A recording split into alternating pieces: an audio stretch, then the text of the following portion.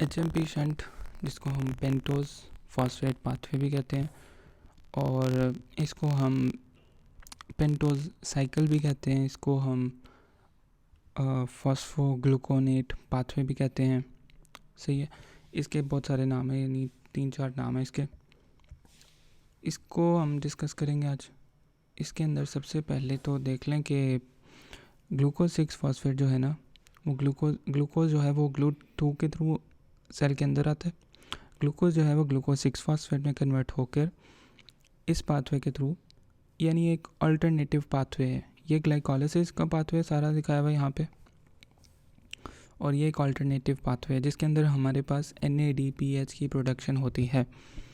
उसके बाद ये ग्लूकोज 6 फॉस्फेट डिहाइड्रोजिनेज के थ्रू 6 फॉस्फोग्लूकोनोलैक्टोन में कन्वर्ट होगा, फिर 6 फॉस्फोग्लूकोनोलैक्टोन से कन्वर्ट होगा इनटू 6 फॉस्फोग्लूकोनेट में, और फिर 6 फॉस्फोग्लूकोनेट से राइबोलोज 5 फॉस्फेट, और राइबोलोज 5 फॉस्फेट के थ्रू एपिमरेज और आइसोमरेज एंजाइम के थ्रू ये कन्वर्ट होगा इनटू 5 राइबोज 5 फॉस्फेट में और जाइलोज 5 फॉस्फेट में। यहाँ पे याद रखें कि ये राइबोलोज 5 फॉस्फेट जो है वो कीटोन है। सही है, और कीटोन का नहीं पता तो एक कीटोन, एक कार्बन ये कार्बन है, और इसके इस तरफ भी R है, यानी कार्बन की चेन एक तरफ, कार्बन की चेन इस तरफ, दोनों तरफ कार्बन की चेन होती है कीटोन के अंदर। तो राइबोलोज यहाँ पे समझ लें, L जहाँ पे है ना वो कीटोन है।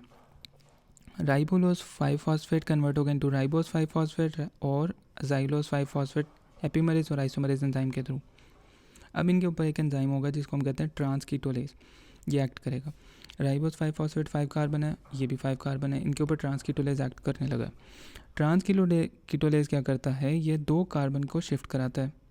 सही है, 2 कार्बन को शिफ्ट कराने के लिए ट्रांसकीटोलेज है, 3 कार्बन की शिफ्टिंग के लिए एल्डोलेज है। सही है, अच्छा किधर से शिफ्ट कराएगा, तो यहाँ से 2 कार्बन निकाल लेगा, इसके राइबोज के 2 कार्बन लेके निकाल के इसको दे देगा, तो 5 6 7 ये 7 कार्बन कंपाउंड में कन्वर्ट हो जाएगा। ये देखें 7 कार्बन कंपाउंड सीडोहेप्टोलोज नाम है, इधर से लिए थे, तो ये कन्वर्ट हो जाएगा इनटू जी ग्लाइसरल्डिहाइड 3 फॉस्फेट में।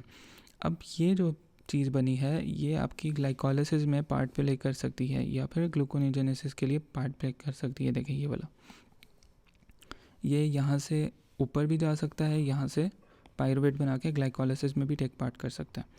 आगे चले तो यहाँ पे आ जाओ, तो ट्रांस एल्डोलेज जो है ना, नहीं हाँ अब आएगा ट्रांस एल्डोलेज एंजाइम।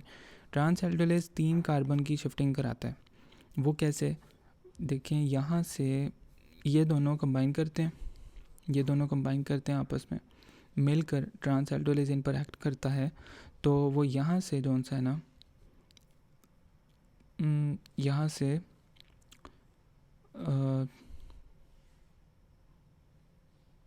3 कार्बन निकालता है सीडोहेप्टोलोज से, और ये बन जाता है 3 कार्बन निकालने के बाद 7 में से 3 कार्बन निकाले तो 4 कार्बन कंपाउंड बन जाता है जिसका नाम होता है इरेथ्रोज 4 फॉस्फेट। इधर से निकाले थे कार्बन और ये बन गया इरेथ्रोज 4 फॉस्फेट, और वो जो 3 कार्बन निकाले थे वो किसको दे देता है, ग्लाइसरल्डिहाइड 3 फॉस्फेट को। 3 + 3 बन के एक 6 कार्बन कंपाउंड जिसको हम फ्रुक्टोज 6 फॉस्फेट कहते हैं। अब हमारे पास ये एक और कंपाउंड आ गया है जो कि हमारे पास ग्लाइसरल्डिहाइड 3 फॉस्फेट की तरह से ग्लाइकोलाइसिस में या फिर ग्लूकोनियोजेनेसिस में हेल्प कर सकता है। इसको हम ब्लैक से ही कर देते हैं हाईलाइट। सही है, ये लो। अच्छा, अब जो है ना ये इरेथ्रोज 4 फॉस्फेट है, इसकी बात आ गई है। इरेथ्रोज 4 फॉस्फेट जो है वो 4 कार्बन है। अब इसके ये इरेथ्रोज जो 4 फॉस्फेट है इसको हमने अब इस तरह की चीज़ में कन्वर्ट करना है, फ्रुक्टोज में या फिर ग्लिसरॉल्डिहाइड 3 फॉस्फेट में, जो कि ये वाले पाथवे के अंदर एंटर कर सके, हमें इसको यूज़ कर सकें। इसको यूज़ करने के लिए अब यहाँ पे एक एंजाइम एक और आएगा जो कि था, ये देखें, ये राइबोलोज 5 फॉस्फेट की बात की थी, ये यहाँ पे आएगा और एपिमरेज के थ्रू जाइलोज में कन्वर्ट होगा। जाइलोज 5 कार्बन का कंपाउंड है, ये इरेथ्रोज ये 4 कार्बन है।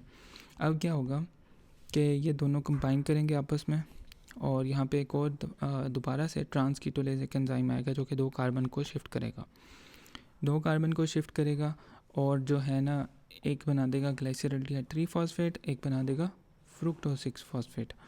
ये 4 कार्बन थे, ये था 6 कार्बन और ये था 3 कार्बन।